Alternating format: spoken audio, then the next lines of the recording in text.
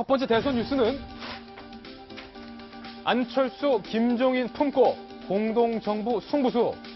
김종인 전 대표가 정치는 가능성의 예술이다라고 얘기를 했지만 속 사정을 들여다보면 조금 속 시끄럽습니다. 먼저 김종인 전 대표 안철수 후보의 이야기부터 직접 들어보시죠. 국민통합개혁을 위한 공동정부 구성 업무를 맡아달라는 국민의당 안철수 대선 후보의 요청에 따라서 개혁 공동정부 준비위원회를 오늘부터 가동하도록 하겠습니다. 개혁 공동정부는 모든 반패권 세력을 포괄해 구성될 것이며 개혁 공동정부는 2018년 중으로 헌법 개정을 완료하고 2020년에 제7공화국을 출범시키도록 최선의 노력을 다할 것입니다. 모든 정파가 어울리는 그런 정파라고 생각하기 때문에 어디를 특별하게 배제하거나 그러진 않을 겁니다. 제가 후보 사퇴 요구를 했습니다.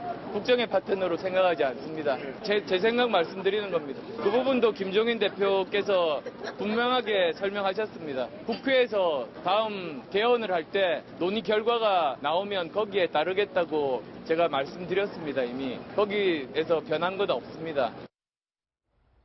네, 김병민 의원님. 네. 이게 벌써 첫 발부터 엇박자인데 영입하는 것까지 좋았어요. 그래서 공동정부 하겠다라고 김종인, 안철수 두 후보가 의견을 모았는데 문제는 홍준표 후보와 함께 하느냐 마느냐를 두고 김종인 전 대표는 홍 후보도 함께 할 수 있다라고 말을 하는데 안 후보는 홍 후보는 아니다. 네. 이거 뭐 노선 정리를 좀 해야 될 것 같아요. 두 사람. 김종인 전 대표는 홍준표 후보는 박근혜 정부에 책임 있는 역할을 했던 사람이 아니기 때문에 패권 세력으로 보지 않는 겁니다. 말 그대로 최순실 국정농단 사건에 연관이 돼 있는 패권 세력은 제외하겠다고는 했으나 자유한국당의 홍준표 후보까지 제외하기 시작한다면 보세요. 김종인 전 대표가 얘기하는 건 핵심적인 아젠다는 개헌입니다. 개헌을 위해서 임기 단축이 필요하고 그러기 위해서 2018년도 지방선거 때 결국은 국민투표가 필요하다는 얘기를 하고 있는 건데 개헌이 되기 위해서는 200석의 의석이 필요한데 자유한국당을 제외하고는 할 수가 없다라는 인식을 깔고 있는 거예요. 따라서 아마 지금 현재 홍준표 후보가 결단을 내리기만 한다면 과거에 책임 있는 친박 세력들과의 결별을 선언한다라고 이야기만 한다면 얼마든지 함께할 수 있는 가능성을 열어둔 거고요.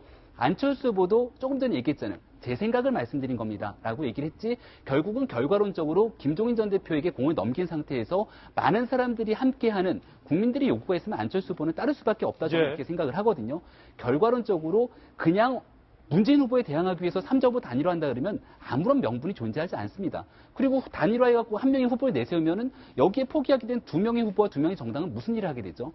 여기에 대한 명분으로 만들어낸 것이 개헌과 공동정부의 구상이기 때문에 이 공동정부에서의 3당의 역할을 얼마나 구체적으로 짜임새있게 만들어내는가 이것들을 국민들에게 보여주는 것에 따라서 결국은 유권자들의 마음이 안철수 후보로 움직이지 않을까 이런 생각도 듭니다. 지금 김병민 의원의 분석은 윤택 씨가 그러니까 안철수 후보 본인은 홍준표 후보는 아니라고 했지만 분위기상 그리고 공이 김종인 전 대표에게 넘어갔기 때문에 하려면 할 수도 있다.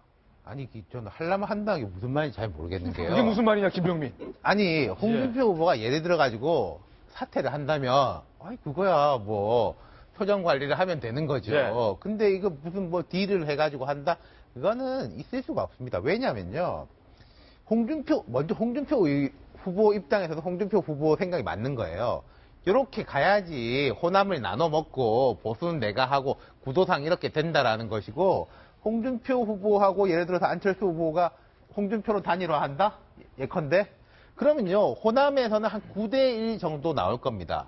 문재인 대 홍준표가 9대1 정도 나오고 수도권에서도 아마도 문재인 대 홍준표 한 6대4 정도 나올 거예요. 영남은 이제 한 8대2 뭐 이렇게 되겠죠. 과거 마이너 박근혜의 성격이 되는 건데 그거는 그냥 선거를 지금 같은 시스템으로 간다면은 그냥 하나마나 뭐 개헌이라는 말을 붙이건 뭐라는 말을 붙이건 간에 뭐 하나마나 한 게임인 거고 아까 제가 말씀드린 대로 홍준표 후보가 예를 들어서 안철수 후보한테 한다. 그러면 그거는 흡수율이 좀 높긴 해요. 예를 들어서 영남에서도 안철수 후보를 지지할 것이고 호남도 지지할 것이기 때문에 하는데 그럼 그냥 뭐 예컨대 개헌 약속해주면은 홍준표 후보가 알아서 사퇴한다.